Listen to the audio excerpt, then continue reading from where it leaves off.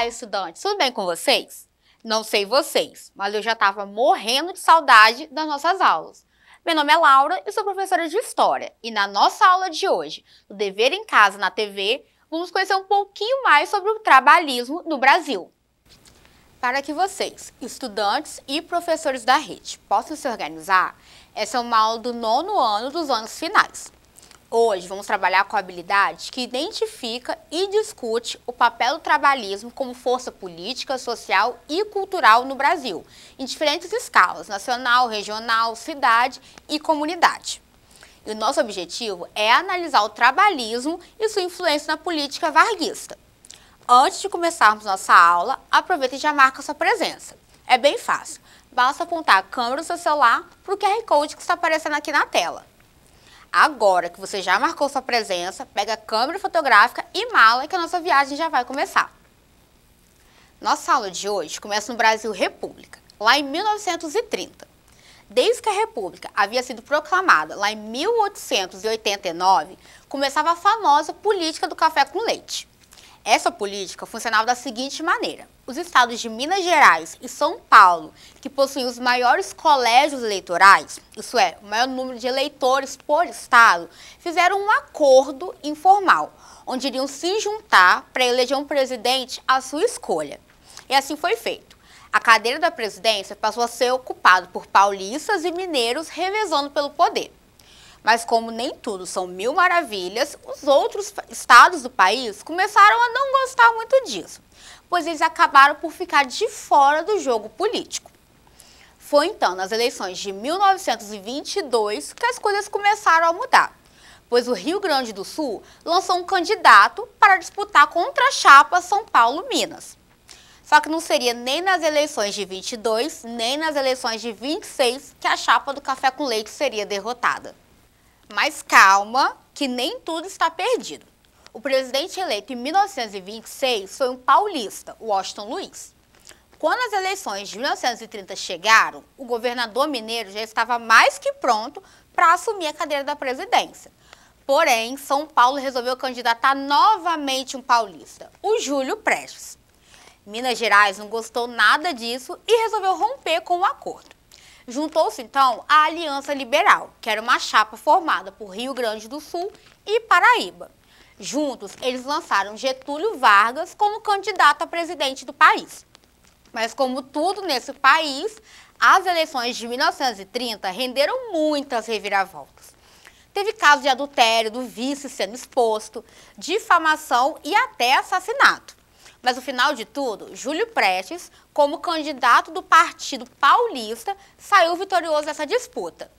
Mas se vocês acham que Vargas se daria por vencido, estão muito enganados.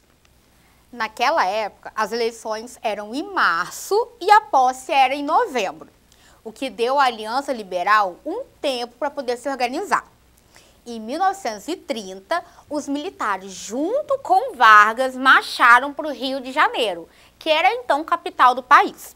No meio do caminho, vários aliados do movimento se juntaram às tropas, até que chegaram no destino final e não teve outra. Soldados invadiram as ruas e foram recebidos com bandeiras e saudações da população carioca.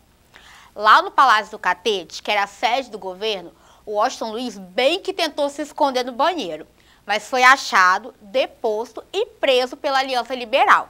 E tomava posse da República Getúlio Vargas. E aqui começa então a nossa era Vargas. O governo de Vargas é associado às suas mudanças na vida do trabalhador brasileiro. Isso porque Vargas era considerado o pai dos pobres. Mas para a gente entender o porquê desse nome, precisamos ver como eram as leis trabalhistas anterior a esse período. E para começar, que elas nem existiam.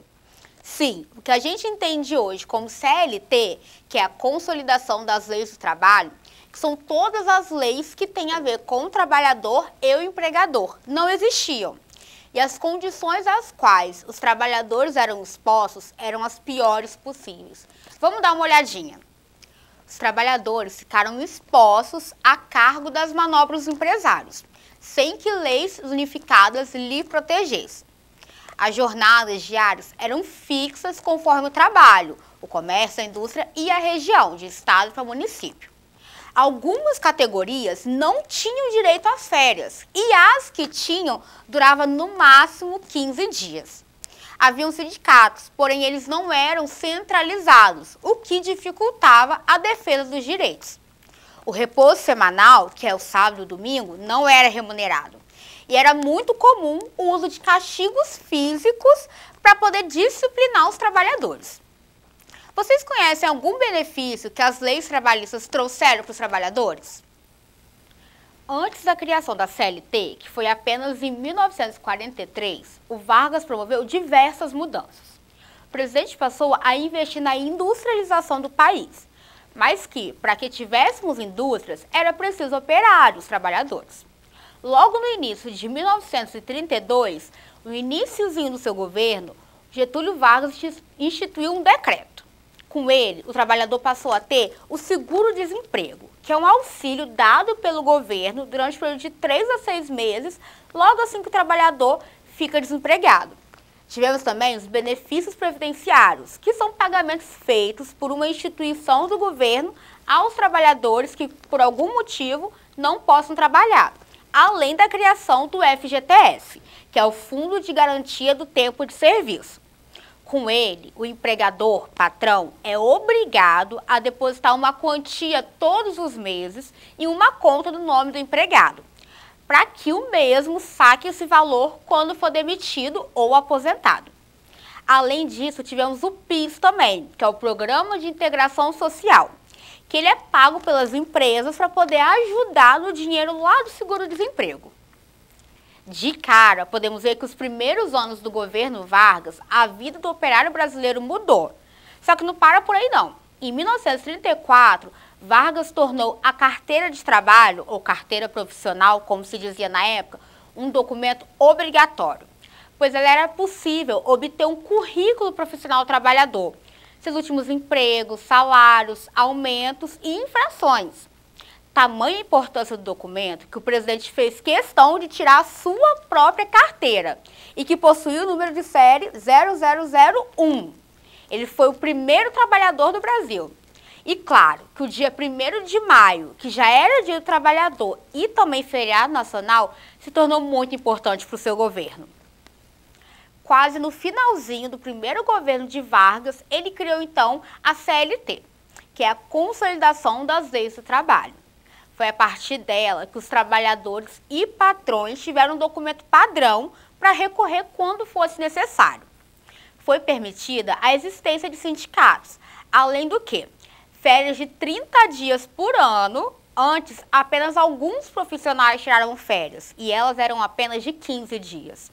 O pagamento do salário passou a ser garantido. Acreditem ou não, mas antes da CLT, caso a empresa não batesse a meta do mês, por exemplo, o patrão poderia, por decidir, não pagar o salário. Além da criação do 13º salário, licença maternidade ou paternidade, aviso prévio em caso de demissão sem justa causa e pelo menos uma folga semanal sem desconto, além do direito ao seguro-desemprego. E claro que durante os 15 anos de governo de Vargas, diversas outras leis foram criadas.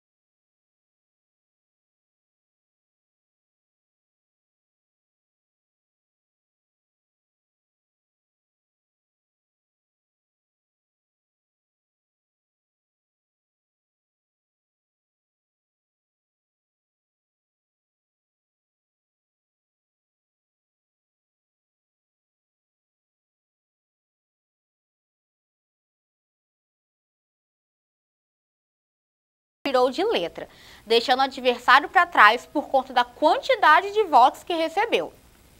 Após a sua morte, só para vocês terem uma noção, o seu cortejo fúnebre foi um dos maiores que o país já recebeu.